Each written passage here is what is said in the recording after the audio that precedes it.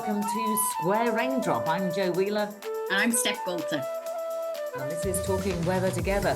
Steffi, my love, Happy New Year. Happy New Year. It's never too late in the year to say that, is it? But it's not. It's not the first one that we've done this year.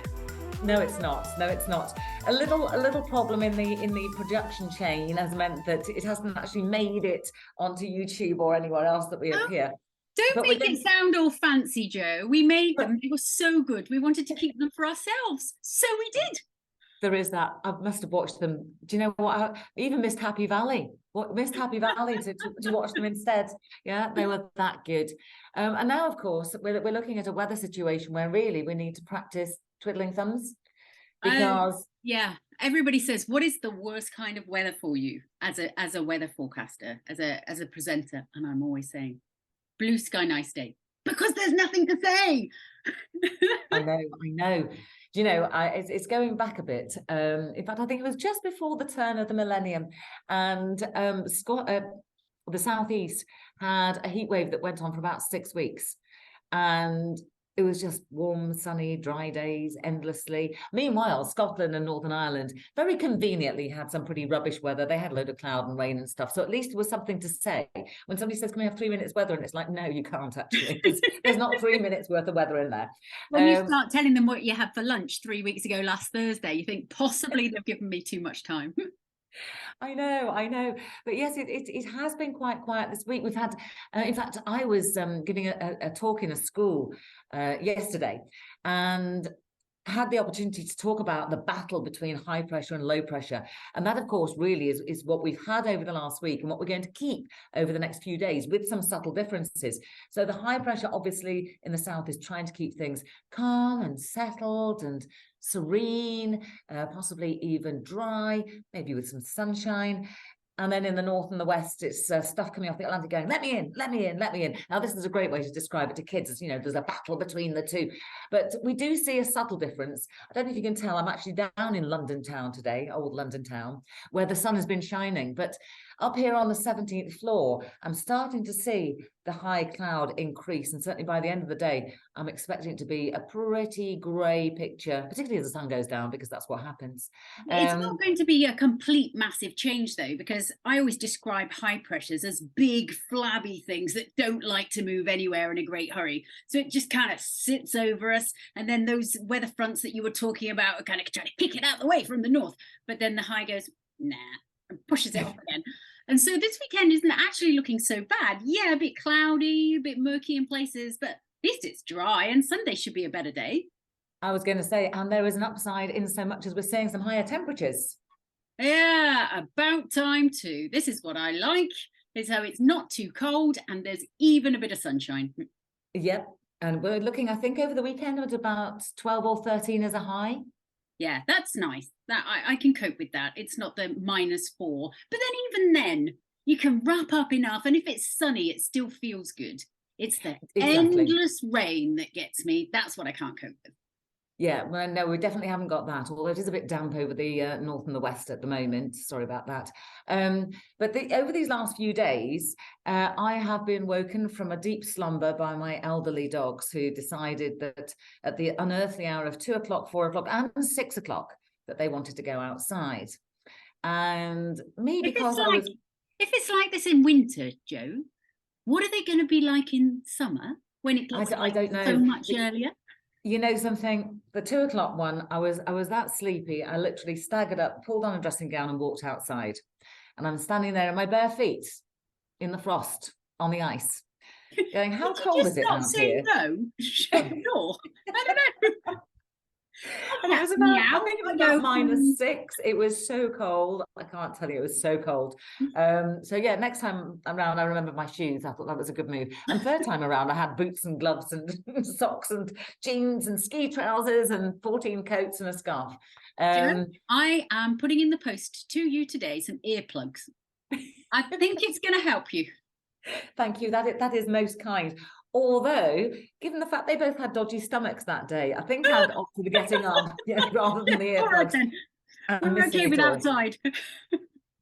But the thing is, Steffi, you know, even though the weather is quite benign, certainly over this weekend and into next week as well, but when all's said and done, it's still February. We're not out of the woods yet. This is still winter, believe it or not. My other half is from Argentina, and he said at the end of the last cold snap, "Oh, so that's it for the winter, is it?" Not that he's from the north. I don't know where that accent came from. But I said to him, "Do you not remember a couple of years ago, we were trying to get something done in April and it was snowing?" And he went, "Oh, yeah." And I said, "Even last year, your sister came to stay and it was really warm in March. The day she left, it started snowing and she's never seen snow before. So she's driving to the airport going, what?" What is this stuff coming out of the sky? Now, you see, the thing is, we haven't really seen terribly much snow over the winter, this winter. I mean, we've seen our fair share of frost and ice, and certainly hoarfrost as well, which is very, very pretty, gives a winter wonderland look. But snow has been in short supply, and the Alps are feeling that at the moment as well, but we'll come back to that. But every single time I'm on my phone and I bring up a new web page, I get things go, bomb set to hit Britain in February, and when I look at it in detail, it's the 2nd of February, and I'm thinking that's gone. It's now the 10th. But anyway, so I think you need a new phone. But well, do check the dates on these things. And then the other thing that keeps coming up is this polar vortex and sudden stratus. How do you say that without the American accent? That is amazing. I cannot say polar vortex without the accent. Polar vortex. Neither of us can do an American accent. No, I can't do that either. And so a sudden stratospheric warming, which is confusing because it causes snow.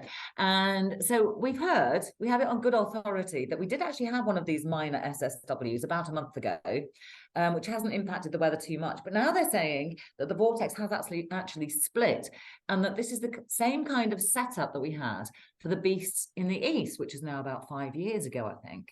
But you know something, and I know you don't do the long-term forecast, but I have actually extrapolated it out and I've looked at some of the models and what they're saying.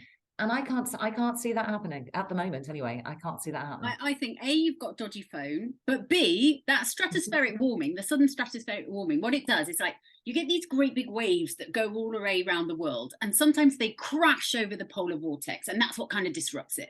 And then the very cold air that's in the polar vortex goes down, and because it's going down towards the ground, there's more pressure there from other air, so it gets squashed.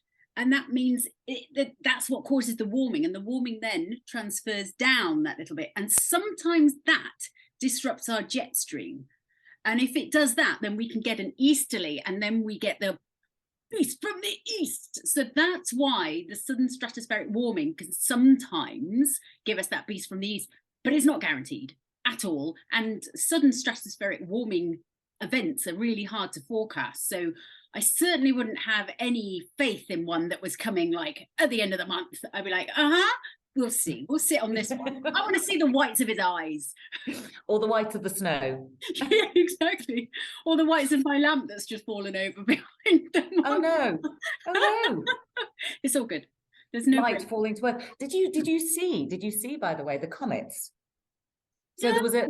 there was a comet, so I think it was about a week ago now, best seen a week last Wednesday, week last Thursday, and it's the first time this comet has been seen since Neanderthals walked the earth. All right, we'll see you next time then. Neanderthals. Huh? Catch it next time. I don't think that's going to happen. And apparently, yes, it was a time when woolly mammoths walked the earth, and it was an ice age. I mean, really quite extraordinary. And it also glows green because I think there's quite a lot of copper in it, but when it's hit by the light, it picks up this green color. So I must admit, I didn't see it. I was probably in my bed waiting for the dogs to wake me up. But apparently it was very spectacular and very exciting, given the fact it's not been around for so long. Do you know my favorite animal is a woolly mammoth?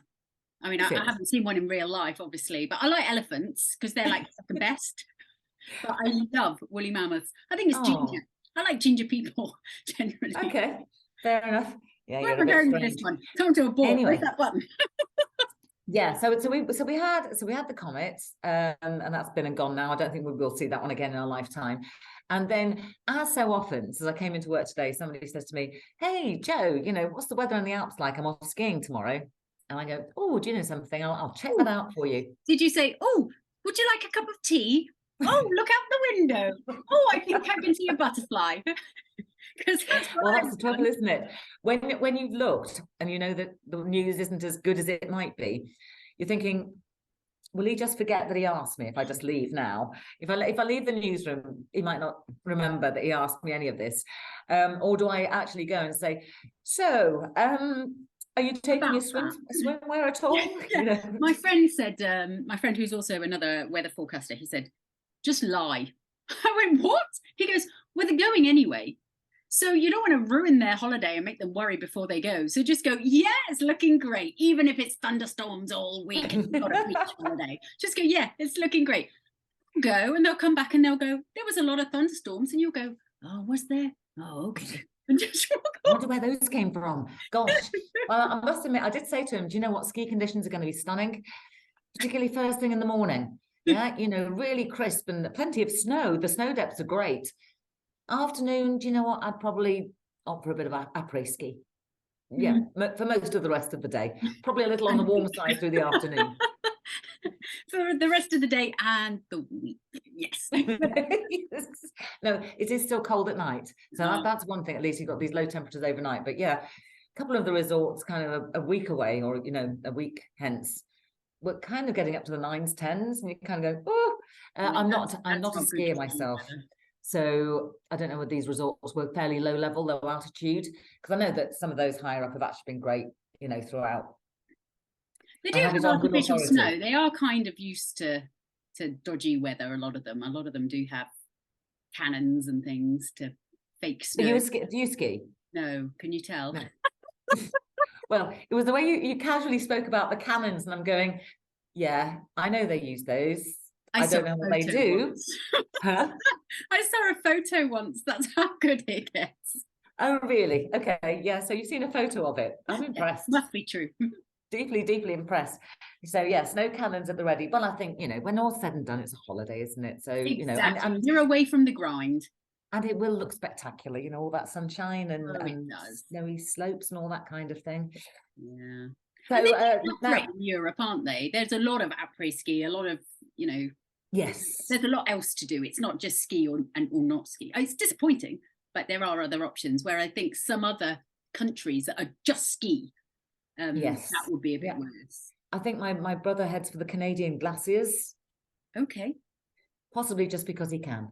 I don't know. Lovely. Doesn't ski. The ice. Now that we're on the subject of holidays, where are you going to find your sunshine this summer? I don't know yet. We haven't booked anything. We're a bit slow off the mark there. We're going to Argentina in a few months. So that's our money pot of holiday for the year gone. So how about you? Haven't really thought about it, but do you know something? I did look at a 30-day cruise in the Caribbean this morning and thought that would be nice. And then I thought, no, I'm busy. Dogs need me anyways. When a cyclone hit Oman and it hit Muscat about 2 years ago, maybe, my friend, who's a big animal rescuer, was there, and she has her 2 children, her husband and her nanny, and 3 cats and 2 dogs, and they all went to stay at the Hilton. Oh my Lord. Even the animals. Oh my Lord, they must have been happy with that. Mind you, if you're paying for the Hilton, I suppose you can take who you want. Simple as. Simple as. Well, you know something, as we go towards the summer months, we should actually start looking at some different places around the world, you know, some holiday favourites, and have a chat about their attractions and also their climate and what's happening. Yeah, we need people to send messages in where they're going, and we'll give them a personal forecast. Absolutely. If we can't go ourselves, the best we can do is describe it for someone else. Yeah, I'll have spent all my cash by then. So yes, I'll let you know what you could have won. Totally. So if you want to contact us, it's at @Raindrop. Why so, Steffi? Square Raindrop didn't fit, so it has to be Raindrop. At @Raindrop. We would love to hear from you. And that's just about it from us for this week. We might even fit 2 in this week because we've been so lackadaisical to date, hogging all our podcasts to ourselves. Too good to share, Joe. Too good to share. Goodbye for now. Goodbye.